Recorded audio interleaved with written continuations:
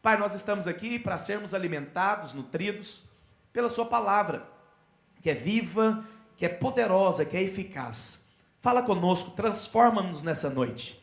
Em nome de Jesus, se você crê, diga amém. Primeira coisa, que eu e você, nós precisamos entender que Deus é bom. Você crê que Deus é bom? Não, de verdade. Você ainda crê que Deus quer mandar um raio na sua cabeça? Você ainda crê que Deus vai puxar o seu tapete? Eu fiquei 3 semanas aqui falando que você é perdoado. Completamente perdoado. Se você não ouviu essa palavra, entre em contato conosco que eu vou mandar as 3 palavras para você. Foram 3 domingos eu pregando só sobre o perdão completo. Era para pregar em domingo, eu não dei conta, tive que pregar em 3. Então, primeira coisa, nós precisamos entender qual que é o coração de Deus. Deus, Ele é bom, Deus te ama, Deus tem o melhor para você. E a vontade de Deus, irmãos, é que nós possamos ter um coração cheio de vida. Que nós possamos ter um corpo saudável, cheio de vitalidade, um espírito renovado para adorar ao Senhor, para termos comunhão com o Senhor, uma mente clara, lúcida, cheia do conhecimento de Deus. Porque só assim nós vamos viver a boa, perfeita e agradável do Senhor. Então, presta atenção, nunca foi a intenção de Deus, nunca teve no coração de Deus, que nós tivéssemos um corpo cheio de enfermidade. Uma alma deprimida, uma alma angustiada, incapaz de desfrutar, de viver aquilo que Deus projetou para você. Porque às vezes nós nos deparamos com afirmações de crentes, de filhos de Deus, que eu fico assustado. Então eu estava falando hoje de manhã, eu fiz um velório, foi um velório que me marcou muito, de uma criança, aqui em Araguari. Criança, eu acho que ela tinha 6 meses de idade. E aí as pessoas não são da nossa igreja, na verdade nem eram evangélicos, mas alguém me ligou para eu ir lá fazer o velório. Esse velório eu falei, Deus amado, o que eu vou falar? E todo velório, você sabe como que eu começo falando? Deus é bom. Pastor, mas como que Deus é bom? O rapaz morreu.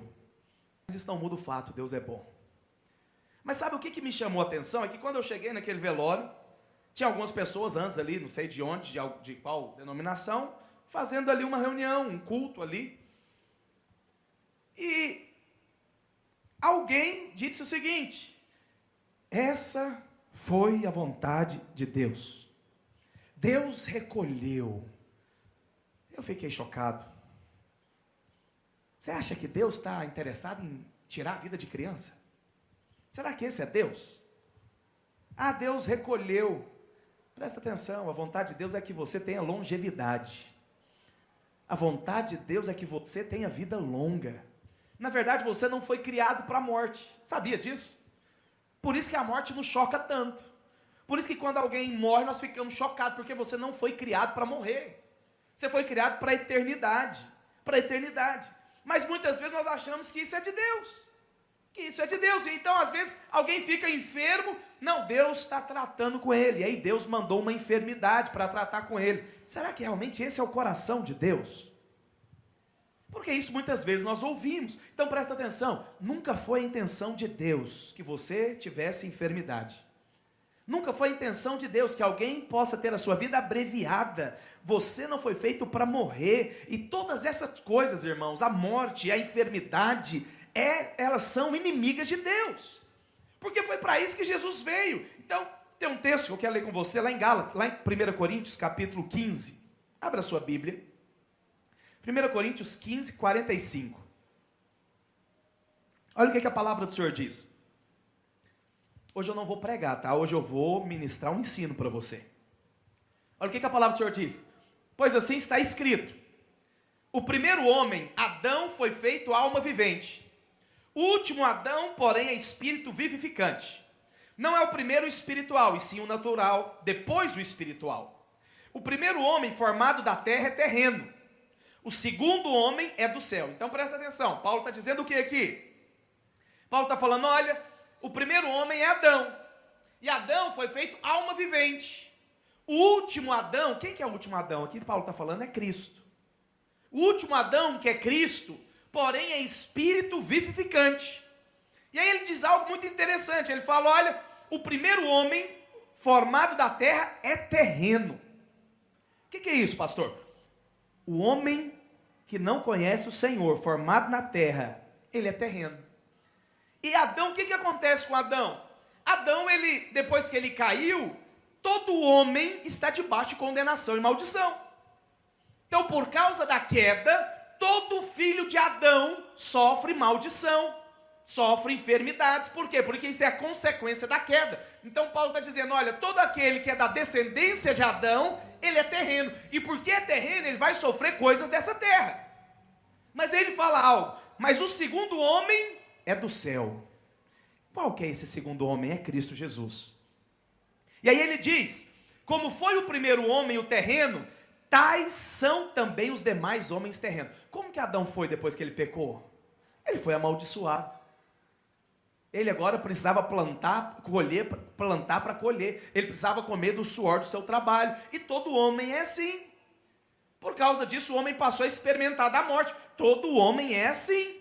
Por quê? Paulo está dizendo, assim como é o primeiro terreno, os demais também são terrenos. Mas ele diz, e como é o homem celestial, que é Cristo Jesus, como é o homem celestial, tais também os celestiais. Então, os filhos de Adão, eles vão viver como Adão viveu. E vão estar sujeitos às coisas que Adão podem estar sujeitos. Mas os filhos do Senhor, nascidos em Cristo Jesus, esses são celestiais. Você não é terreno mais, presta atenção nisso. Você, o dia que se converteu, que entregou a sua vida para Jesus, você recebeu a natureza de Deus. Aconteceu um milagre dentro de você. E Paulo fala que agora você é terreno. Então presta atenção. Cristo, ele sofria maldição? Sim ou não? Não. Você precisa sofrer maldição hoje? Não. Porque foi para isso que Cristo foi na cruz. Então na cruz nós fomos o quê? Redimidos. E aí é tão interessante porque se você for estudar o Evangelho, você vai perceber que no Evangelho está descrito, no livro de João, 33 milagres. Nos Evangelhos, 33 milagres. E João fala algo muito importante. João fala que todos esses milagres, eles estão escritos para que eu e você possamos crer em Cristo Jesus. Crer que Jesus é Filho de Deus. Então presta atenção, nos Evangelhos Jesus faz 33 milagres. Entre multiplicação de pães e peixes, cura, expulsar demônios, curar os oprimidos, curar os leprosos. São 33 milagres. Desses 33, 24 estão relacionados à sua saúde. Estão relacionados ao nosso corpo físico. Ao nosso corpo físico. Por quê? Porque a vontade do Senhor é curar. Você pode ler o Evangelho todo. Você não vai ver Jesus mandando enfermidade na vida de ninguém para ensinar ele alguma coisa. Você não vai ver Jesus amaldiçoando ninguém. Mas hoje nós ouvimos isso. Que Deus mandou uma doença para você aprender algo. Será que Deus faz isso? Não, não faz, porque a Bíblia fala que Jesus é a exata expressão de Deus. Se Jesus não mandou doença para os seus filhos, para ninguém, Deus também não manda doença para você. Ah, pastor, mas eu já ouvi isso, mas a Bíblia não fala. Não fala. Jesus não está mandando doença nos filhos. Jesus não está mandando doença no seu povo. Por quê? Porque Jesus veio para curar, Jesus não veio para amaldiçoar. E aí nós precisamos entender, irmãos, que hoje há poder disponível para você desfrutar de uma vida abundante. Mas muitas vezes nós temos uma mentalidade errada, achando que Deus manda uma enfermidade para nos ensinar algo. Você mandaria uma enfermidade no seu filho para ele aprender a obedecer? Por que Deus faria? Será que nós somos melhor que Deus? Será que nós temos um coração melhor do que o de Deus? Com certeza não. Com certeza não. Mas muitas vezes nós aprendemos assim. E hoje eu queria compartilhar com você qual que é o propósito de Deus, qual que é o plano de Deus para trazer saúde sobre você, para trazer vida abundante sobre você. E o Senhor, Ele estabeleceu um meio para isso, que muitas vezes nós não temos os olhos abertos, que é por meio da ceia. Agora, qual que é o problema? Primeira coisa, às vezes nós fazemos da ceia algo religioso, nós tomamos a ceia de uma maneira supersticiosa. Nós tomamos a ceia apenas porque já estamos acostumados, uma vez por mês, a participar na mesa do Senhor. Então presta atenção, nunca participe da ceia numa tentativa de receber o milagre. Nunca, mas creia, tenha uma atitude de confiança e segurança que o Senhor ele tem uma promessa na palavra de Deus para você. Porque a ceia ela não pode ser apenas um ritual. Então nós vamos participar da ceia 22 dias, na verdade, que vai começar no domingo. 22 dias, mas nós precisamos entender o porquê que nós vamos fazer isso. E é por isso que eu quero ensinar algo para você, que talvez você nunca ouviu o que eu vou falar. Talvez você nunca ouviu dessa maneira, talvez a sua mentalidade era outra. Então a nossa ceia, ela não pode ser um ritual. Então muitas vezes eu encontro irmãos que não vêm no culto de ceia. E aí ele fala, pastor, eu não vim porque eu estava doente. Pastor, eu não vim porque eu passei mal. E aí eu fico pensando o seguinte, por que eles não pedem alguém para levar? E aí muitas vezes nós somos religiosos. Que aí eu quero perguntar para você. O que você faz quando alguém está doente? Vou te falar o que você faz. Você chama o irmão, ou você liga para o irmão e fala, você tem um óleo ungido aí? E aí você pega o irmão, mas o óleo ungido vai lá, unge o enfermo. E a Bíblia realmente fala para fazer isso. Mas quantas vezes? A Bíblia só menciona isso uma vez. Só um versículo dizendo isso. Que nós devemos ungir aquele que está enfermo. Só um versículo. Ou seja, nós valorizamos mais o óleo ungido do que a ceia. Nós valorizamos, tem gente que anda com óleo ungido no carro. E aí quando chega, você unge a porta, nada contra, se você quiser, faça. Mas presta atenção, tem algo que o Senhor estipulou, que tem muito mais valor do que um óleo ungido. Que é quando você participa da mesa do Senhor. Porque se você for olhar, e a palavra do Senhor nos mostra isso, que a ceia, ela te dá vida. Que a ceia, ela te dá saúde. E aí eu queria ler um texto para você, é sobre esse texto que eu vou compartilhar, 1 Coríntios capítulo 11. A partir do versículo 20. Projeta esse texto para nós, por gentileza.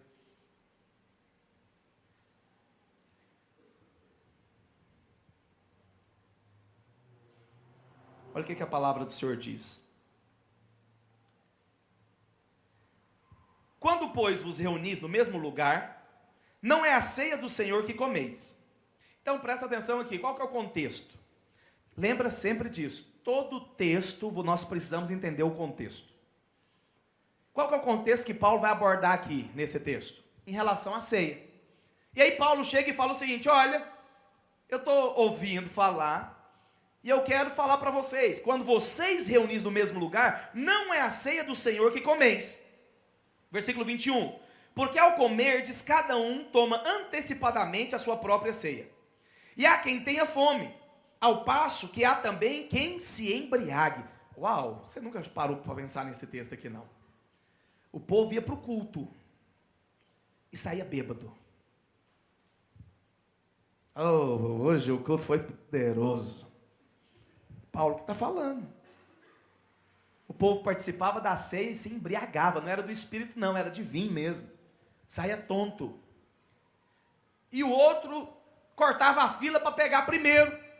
E aí Paulo está dizendo, olha, quando vocês estão fazendo isso, vocês não estão participando da ceia do Senhor. Aí no versículo 22 ele continua, não tendes porventura casas onde comer ou beber? Ou menosprezais a igreja de Deus e envergonhais os que nada têm? Que vos direi? Louvar-vos-ei? Nisto certamente não vos louvo. E aí ele começa a explicar aqui algo interessante. Aí ele diz, porque eu recebi do Senhor o que também vos entreguei. Que o Senhor Jesus, na noite em que foi traído, tomou o pão e tendo dado graças, o partiu e disse, isso é o meu corpo que é dado por vós, fazei isso em memória de mim. Versículo 25. Por semelhante modo, depois de haver ceado, tomou também o cálice, dizendo, este é o cálice da nova aliança, no meu sangue. Fazei isso todas as vezes que o beberdes em memória de mim. Porque todas as vezes que comerdes este pão e beberdes o cálice, anunciais a morte do Senhor até que ele venha. Então olha aqui, quando que a ceia precisava ser feita? Toda vez que você se reunir. Qual que é a ordenança aqui? Nós precisávamos cear todas as vezes que nós estivéssemos juntos. Por que não fazemos? Para não virar uma religiosidade, mas virou já. Há muitos anos. Já virou uma religiosidade, uma superstição. Alguns acham que não podem participar, outros acham que não tem valor algum e nem vêm.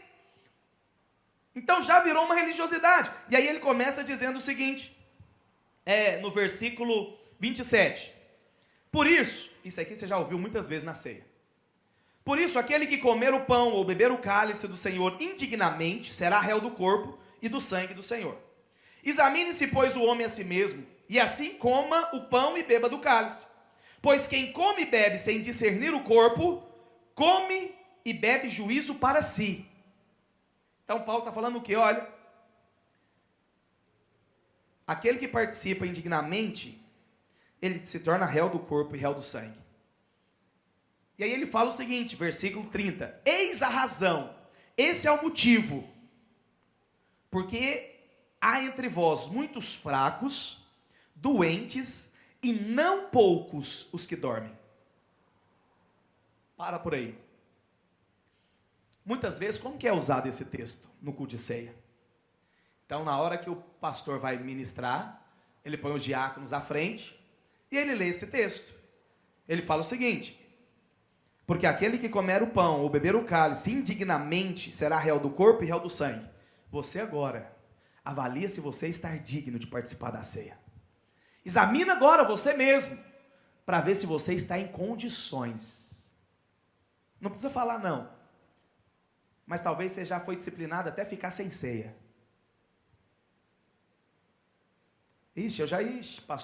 Pastor já falou para eu parar de tomar ceia um monte de vezes. Você não vai participar não, você precisa mudar de vida primeiro. Por quê? Porque ele tira com base nesse texto aqui. Com base nesse texto. Então, ele se torna, esse texto aqui, ele se torna um juiz para muitos. Então nós precisamos entender algo, irmãos. Qual que é o contexto desse texto? Porque presta atenção, quando Paulo fala lá no versículo 27, olha lá o versículo 27. Aquele que comer indignamente será réu, ou seja, ele vai ser condenado. Ele vai sofrer condenação. Agora, muitas pessoas acreditam que essa condenação aqui significa ir para o inferno. Paulo não está falando disso. Paulo não está falando que se você tomar a ceia de maneira errada, você vai para o inferno. Não está falando disso.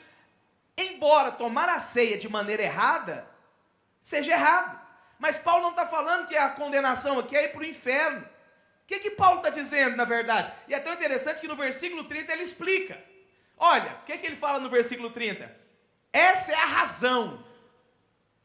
Olha, o que Paulo está dizendo? Porque vocês estão tomando a ceia de maneira errada. Vocês estão sofrendo a condenação que o mundo sofre. Lembra do texto de Adão? Que o Adão é terreno, e o que é terreno, os demais também são. Ou seja, o corpo, os filhos, estão sofrendo a condenação do mundo. Qual que é a condenação do mundo? É enfermidade, é doença, é fraqueza, é morte prematura. E aí Paulo fala, eis a razão, esse é o motivo. Paulo está chegando na igreja aqui de Corinto, está ficando assustado, fala, eu estou assustado. Como tem tanta gente doente, como tem tanta gente enferma, e como tem tanta gente que morreu antes do tempo. Paulo está falando, o motivo disso tudo está acontecendo é porque vocês não estão desfrutando dos benefícios que a ceia pode te dar. Vocês não estão desfrutando daquilo que a ceia que o Senhor estabeleceu pode te dar. É por isso que tem muita gente fraca. Então presta atenção, desde que Adão caiu, o mundo está debaixo de condenação. E nós podemos sofrer enfermidades, fraquezas, mas essa não é vontade de Deus. Pelo contrário, Cristo veio para remover isso, não foi isso? Pelas suas pisaduras nós fomos sarados. O castigo que nos traz a paz estava sobre ele. Pelas suas pisaduras nós fomos sarados. Cristo veio para remover isso, não para colocar sobre a igreja. E aqui Paulo está surpreso. Como que tanta gente jovem morreu nesse lugar, meu Deus do céu, Paulo está falando. Como tem tanta gente enferma. Agora, qual que é a razão disso tudo? É que eles não discerniam o corpo de Cristo na ceia. Então, no início, volta lá para o contexto. Paulo está falando da ceia, do contexto. Vocês não estão participando da ceia, igreja de Corinto. Vocês estão fazendo outra coisa, mas não é ceia. Nisso eu não vou louvar vocês, porque vocês estão fazendo sem revelação. Paulo aqui está afirmando que a igreja de Corinto estava fazendo, participando da ceia de uma maneira errada. Agora, esse texto é muito mal interpretado das igrejas. Paulo está falando, ó, tem uns que só estão vindo para comer, outros só estão vindo para beber. E aí ele começa a falar, mas aí muitas vezes, nas igrejas é ensinar de uma maneira errada. Qual que é a maneira errada? É que você não é digno. É que você não está sendo digno de participar da ceia do Senhor. Porque Paulo diz, Paulo não fala? Fala. Aquele que comer o pão e beber o cálice indignamente será réu do corpo e réu do sangue. Agora, você acha que a Bíblia está dizendo isso? Eu sempre gosto de contar uma historinha. Sabe por quê que tem muitas heresias dentro da igreja? Porque não estuda português. Interpretação de texto. Primeiro nós precisamos saber o que a Bíblia está dizendo. Porque Paulo aqui está falando uma coisa, e tem muitos pregadores que estão falando outra. Então, Paulo está dizendo o quê? Paulo está falando a respeito de quê? Paulo está falando que a pessoa é indigna? Não. Porque o que é indigno? Segundo a língua portuguesa, é um adjetivo. E o que é um adjetivo? Se você não lembra, eu vou te recordar agora. Adjetivo é uma qualidade do sujeito. Então, o Vinícius é bonito. O bonito é um adjetivo, porque é uma qualidade do sujeito. Paulo está falando aqui, é do sujeito? Não. Paulo não está falando que você é indigno. Paulo está falando, olha, se você bebe come do pão e bebe do cálice indignamente. O que é indignamente? É um advérbio de modo. O que é um advérbio de modo? Fala da maneira como está sendo feito. Mas com certeza você já ouviu esse tipo de pregação. Vê se você está digno. Mas Paulo não está falando que você está digno. Porque quem que é digno? Quem que é digno, irmãos, de participar da ceia? Você já parou para pensar nisso? Vamos ver na Bíblia quem que é digno? Projeta para mim Apocalipse capítulo 5, versículo 2. Então presta atenção. Olha o que a Bíblia diz aqui. Vi também um anjo forte, que proclamava em grande voz. Olha o que o anjo gritava. Quem é digno de abrir o livro e desatar os selos? Versículo 3. Ora, nem no céu, nem sobre a terra, nem debaixo da terra. Uau! Você achou alguém digno? Então deixa eu te perguntar aqui, por você mesmo, você acha que vai ter um dia que você está digno de participar da mesa do Senhor? Você acha que vai ter um dia que você vai falar, não, realmente, hoje, agora eu posso cear, pastor, porque eu não pequei hoje? Não existe isso, meu irmão. Mas muitas vezes você aprendeu isso, e por causa disso, você não participa da ceia. Por causa disso, você, quando o irmãozinho vem lá com pão e com cálice, você faz uma cara de espiritual e fala, não, hoje não. E aí, sabe o que é pior? Eu morro de rir dessas coisas. Porque já aconteceu comigo. O irmão vem entregar a ceia para você. E aí você não recebe a ceia. Quem que o irmãozinho do lado fica pensando? Miserável, está no pecado. É assim ou não é? Você já pensou isso? Eu também. Fulaninho não pegava a ceia, você fala, miserento. Não vai ser não, né, pecador? Por quê? Porque ele não se achava digno. E Paulo não está dizendo isso, irmãos. Paulo está falando o seguinte, olha, vocês não podem participar da maneira que vocês estão participando. Porque vocês estão participando dessa maneira, sem revelação, não sabendo o que é o corpo de Cristo, que tem tanta gente doente, tanta gente fraca, tanta gente morrendo antes da hora. Essa é a razão que vocês estão participando da ceia sem discernimento. Sem discernimento. Paulo não está falando que a pessoa é indigna. Pastor, volta lá para 1 Coríntios 11, 30. 30? É 30. 29. 28. Isso. Pastor, mas a Bíblia não fala. Examine-se o homem a si mesmo. Você acha que Paulo está falando aqui para você olhar para si? Deixa eu ver se eu não tenho pecado, se eu não errei, se eu estou puro hoje. Você acha que é isso que Paulo está falando? Lembra do contexto. Sempre que você for estudar a Bíblia, lembra do contexto. Não pega um versículo isolado. Então Paulo está falando o quê? Meu filho, examine-se. Você mesmo, olha para você, para ver se você está tendo revelação do que você está fazendo. Mas o que muitas vezes nós achamos? Eu preciso olhar para dentro de mim, pastor, para ver se tem algum pecado oculto no mais profundo íntimo. E aí, deixa eu te sinceridade, não precisa responder não, mas seja sincero com você. Quando você olha para si, o que você vai enxergar? Deu ruim, hein? Nem falei quando a sua mulher olha para você. Quando você olha para dentro de si, você vai ver pecado, meu irmão. Você vai falar, meu Deus do céu, eu não presto mesmo. Então presta atenção, nunca o Senhor vai falar para você fazer uma autoanálise de si mesmo. Lembra lá daquela música antiga da Aline Barros, do Salmo 139? Senhor, tu me sondas e me conhece. Quem que te sonda? É o Senhor. É o Senhor que examina você, não é você mesmo. Porque quando você olha para si, você vai ser falha, você vai ver pecado, você vai ver, são coisas erradas. E você acha que isso aí vai dar fé para você participar da ceia? De jeito nenhum.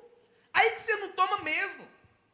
Irmãos, eu falo isso, uma vez nós estávamos num prédio antigo ali ainda, e no final do culto veio uma senhora, 70 e poucos anos, chorando, num culto de ceia. E eu tinha ministrado essa palavra. Ela falou, pastor, tem mais de 10 anos que eu sou crente, batizada, e eu não participo da ceia. Por quê? Porque ela nunca se sentiu digna. Oh, Jesus! E muitas vezes nós somos excluídos da ceia por disciplina. Deixa eu te falar algo aqui. Lembra da última ceia, que na verdade foi a primeira? Os cristãos falam que são a última ceia, mas na verdade foi só a primeira que Jesus fez. A outra ele vai cear com você. Quem que estava participando daquela mesa? Foram os discípulos, foram ou não foram? Todos estavam lá? Judas também estava?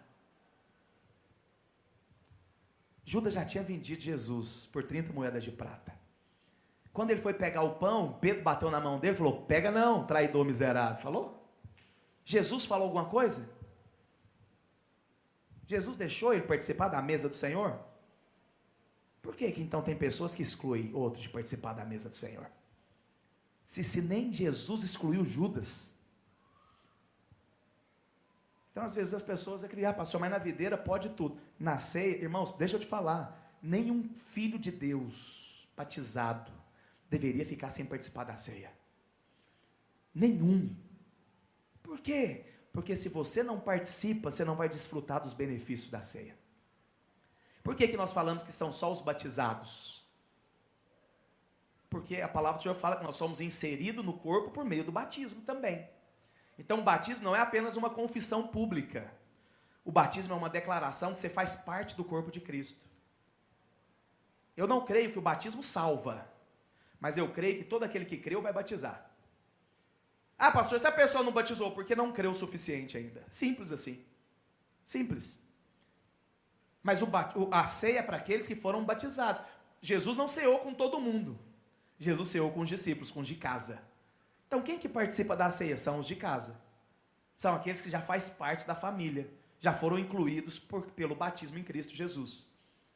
Mas uma vez que você foi incluído, jamais você deveria ficar de fora. Se chegar um convite do prefeito de Araguari para você participar de um jantar, você não vai não? Quem te convidou não foi o prefeito não, foi o Rei dos Reis. Toda vez que você participa da mesa do Senhor, é um convite que o Senhor está chamando você, vem sentar na minha mesa. Mas muitas vezes a religiosidade tira você dessa mesa, e aí você vive uma vida de condenação. Então muitas vezes as pessoas pensam o seguinte, que doença, fraqueza, não vou participar da mesa não, porque se eu comer em pecado, pastor, participar da ceia em pecado, eu vou sofrer. Esse é o ensinamento que você aprendeu há um tempo atrás. Que se você participar da mesa, da ceia do Senhor em pecado, ai. Mas deixa eu te dizer, você nunca vai participar da mesa do Senhor em pecado. Nunca. Pastor, como é que o senhor fala isso? Porque o seu pecado já foi perdoado. Porque você já foi completamente lavado. Então nunca você vai participar da mesa do Senhor em pecado. Você pode ter pecado 5 minutos antes, mas esse pecado também já foi lavado pelo sangue de Jesus na cruz do Calvário. Porque o seu perdão, o perdão de Cristo na cruz, ele foi o quê? Completo, total, de uma vez por todas. Se você não ouviu as minhas palavras, eu quero recomendar para você ouvir. Porque eu falo sobre isso. Porque se você não entender que você foi perdoado, você não vai viver uma vida cristã saudável. Você nunca vai ter vitória. Você sempre vai viver em condenação. Então nós precisamos entender que muitas vezes nós desfrutamos de fraqueza, de morte, porque nós não estamos desfrutando dos benefícios da mesa do Senhor. Então é preciso nós discernirmos o corpo. É preciso nós discernirmos o corpo, irmãos. Porque essa é a vontade do Senhor para nós. É a vontade do Senhor. E aí quando você entende isso, você desfruta de vida plena. Olha o que o Senhor diz lá em João capítulo 6. Abra a sua Bíblia, João capítulo 6, versículo 49. Meu Deus amado, são quase 9 horas já e eu não falei nada ainda. Mas eu vou acabar no horário. Só não vou concluir tudo, mas eu vou acabar no horário. João 6, 49. Vossos pais comeram maná no deserto e morreram. Este é o pão que desceu do céu, para que o que dele comer não morra. Olha o que Jesus, isso aqui é Jesus falando. Eu sou o pão vivo que desceu do céu. Se alguém comer deste pão, viverá para sempre. E o pão que eu der é a minha carne, e eu a darei pela vida do mundo. Disputavam, pois, os judeus entre si, dizendo: como pode nos dar este a sua carne a comer? Jesus, pois, lhe disse: na verdade, vos digo que se não comerdes a carne do Filho do Homem, e não beberdes o seu sangue, não tereis vida em vós mesmos. Você acha que Jesus estava falando aqui de quê? Jesus estava falando a respeito do pão. Se você não come de mim, se você não bebe de mim, você não tem vida. Você não tem vida. Mas se você come e se você bebe, você tem vida. Olha o que a palavra do Senhor diz. Qual o versículo? Respondeu-lhe Jesus: em verdade vos digo que se não comerdes da minha carne, do Filho do Homem, e não beberdes do meu sangue, não tendes vidas em vós mesmos. Passa. Quem come a minha carne e beber o meu sangue tem a vida eterna, e eu o ressuscitarei no último dia. 55. Pois a minha carne é a verdadeira comida, e o meu sangue a verdadeira bebida. Quem come a minha carne e bebe o meu sangue, permanece em mim e eu nele. Assim como o Pai vive e me enviou, e eu vivo pelo meu Pai, quem de mim se alimenta, por mim viverá. Este é o pão que desceu do céu. Não é o caso de vossos pais, que comeram maná e morreram. Quem comer este pão viverá para sempre. Sabe o que eu acho interessante? É que se nós olharmos, a palavra do Senhor diz que quando o povo de Israel foi sair do Egito, antes deles saírem aconteceu o quê? A 10ª praga, lembra? Que é a morte do primogênito. Qual que foi a direção que Deus deu para Moisés? Faz o seguinte: fala para o meu povo passar o sangue nos umbrais da porta. Lembra disso ou não? Ele vai passar só o sangue? Não. Ele vai passar o sangue, mas ele vai comer o cordeiro. Ele vai comer o animal dentro de casa. O que é isso? Isso é a ceia. Isso na verdade está representando a ceia. Agora presta atenção nisso. E aí eles fazem isso. Eles passam o sangue, eles comem o animal em casa com a família. E aí acontece a morte dos primogênitos, Faraó liberta o povo para ir embora. Agora, presta atenção, projeta para mim Salmo 105, versículo 37. Olha o que a Bíblia diz. Então fez sair o seu povo com prata, ouro, e entre as suas tribos não havia um só inválido. Você quer resultado de quê? Isso é resultado da Páscoa. Isso é resultado do que eles fizeram. Isso é resultado do que eles comeram e do sangue que foi passado. Então presta atenção. Paulo fala o seguinte: nós estamos sofrendo porque não discernimos o corpo. O sangue, você já sabe para que serve. É para perdão de pecados, é para justificação. Mas e o pão? Por que eu como o pão? Que representa o corpo de Cristo. Quando você come do pão, você desfruta de saúde. Você desfruta de vida abundante. Você desfruta de vitalidade. Você desfruta de vitalidade. Comer o pão é você desfrutar da vida que Cristo tem. Mais de 2,5 milhões de pessoas ficaram 40 anos no deserto. Nenhum deles ficaram doentes. Por quê? Porque eles comeram de Cristo. Era apenas uma representação. Cristo nem existia, mas eles já estavam inseridos na promessa do Senhor. E aí, sabe o que eu acho interessante? A palavra do Senhor conta uma história que Jesus estava com seus discípulos. Chega uma mulher cirofenícia, não é judia, não faz parte do povo de Deus. E a filha dela está muito endemoniada, possessa, terrivelmente possessa. E aí ela começa a clamar, gritar por Jesus, liberta, liberta, liberta. Os discípulos ficam incomodados e falam: Jesus, escuta o que essa mulher tem para dizer. E aí Jesus vira para aquela mulher e fala: olha, não é lícito eu tirar o pão dos filhos e dar para os cachorrinhos. Eu ficaria ofendida. Jesus chamou aquela mulher de cachorrinho. Mas teve algo que ela fez que atraiu a atenção de Jesus. Aquela mulher vira para Jesus e fala: é verdade, mas os cachorrinhos estão comendo das migalhas que caem na sua mesa. Jesus parou e falou: vá em paz, porque a sua filha já está curada. Por quê? Porque ela desfrutou de Cristo ali naquele momento.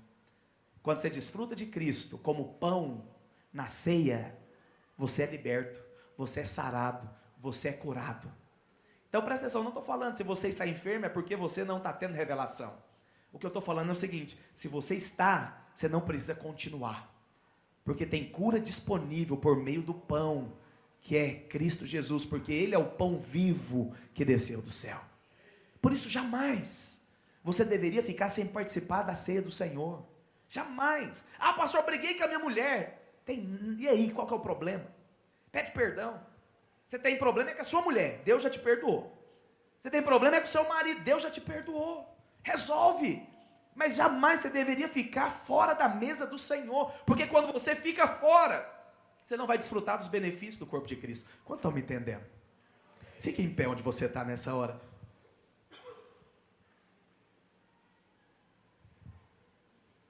Quando você não participa, você não desfruta. Irmãos, Cristo morreu na cruz para te dar vida abundante. E Cristo mesmo estabeleceu a mesa do Senhor.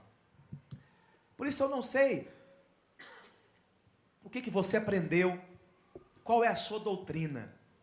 O que eu sei é que o Senhor tem grandes coisas para você. Você crê nisso?